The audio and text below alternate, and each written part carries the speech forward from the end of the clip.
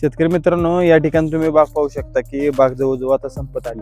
80% माल मार्केटला गेलेला आहे. शेतकऱ्याचे आपल्या चांगले पैसे झालेले आहेत, पण आता थोडासा उन्हाचा तडाखा वाढत आहे आणि या ठिकाणी जी आपल्या झाडाच्या पानाची छत्री आहे ती कमी होत चाललेली आहे आणि जी फळं चांगल्या झाडाला आहेत थोडीफार अजून, तर त्या ठिकाणी आपल्याला सनबर्निंग झालेलं मोठ्या प्रमाणात दिसून येतं.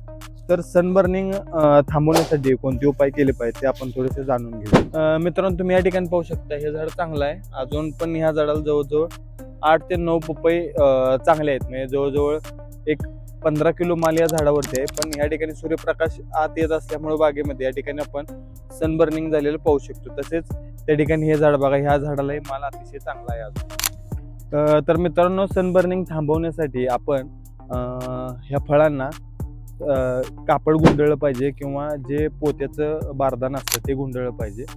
साडी गुंडळत असताना त्यामध्ये आपण सुती कापड वापरलं पाहिजे.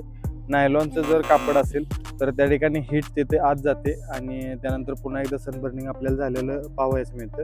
याच्यासाठी कापड सुती पाहिजे अथवा पोत्याचं बारदान पाहिजे.